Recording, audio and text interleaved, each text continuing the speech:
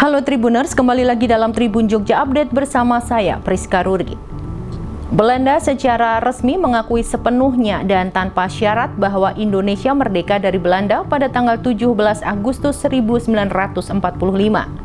Hal itu disampaikan oleh Perdana Menteri Mark Rutte di Parlemen Belanda seperti laporan dari media NOS Belanda pada hari Kamis 15 Juni. Pada tanggal 17 Agustus 1945 setelah Jepang menyerah, Soekarno dan Hatta memproklamasikan kemerdekaan Indonesia, tetapi Belanda tidak pernah secara resmi mengakui momen tersebut. Namun hanya mengakui bahwa 27 Desember 1949 adalah sebagai hari penyerahan kedaulatan Belanda kepada Republik Indonesia. Tahun 2005, Menteri Luar Negeri Belanda saat itu, Ben Bot, mengatakan menurut Belanda kemerdekaan Indonesia secara de facto dimulai tahun 1945. Tetapi secara resmi Belanda masih menggunakan tanggal 27 Desember 1949 saat terjadi serah terima kedaulatan dan Belanda melepaskan klaimnya atas Indonesia. Antara tahun 1945 dan 1949, Belanda mengobarkan perang untuk mendapatkan kembali wilayah jajahan di Hindia Belanda yang saat itu sudah merdeka menjadi Republik Indonesia. Akhirnya di bawah tekanan dunia, terutama dari Amerika Serikat, Belanda harus mundur. Juru bicara Perdana Menteri Rutte menyatakan setelah perdebatan, pengakuan tanggal kemerdekaan Indonesia itu tidak berlaku untuk urusan hukum.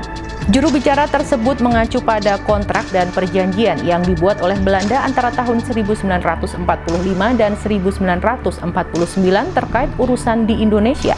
Menurutnya, PBB juga masih menggunakan tahun 1949.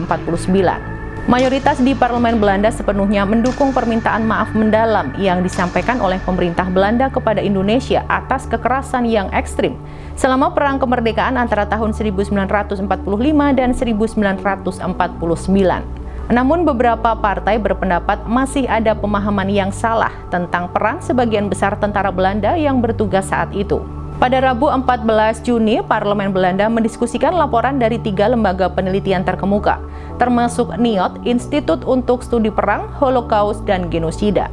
Laporan-laporan tersebut menyimpulkan bahwa pihak Belanda melakukan kekerasan sistematis dan berlebihan selama proses dekolonisasi. Desa-desa dibakar, rakyat mengalami penyiksaan dan dieksekusi mati tanpa proses pengadilan. Lebih dari 75 tahun sejak saat itu, perpisahan dengan apa yang dulu disebut Hindia Belanda masih menyentuh perasaan dalam masyarakat. Dan hal itu juga terjadi di Parlemen Belanda. Beberapa anggota parlemen yang berbicara mengacu pada pengalaman keluarga mereka yang tinggal di Indonesia, yang dulu disebut Hindia Belanda atau bertugas sebagai tentara.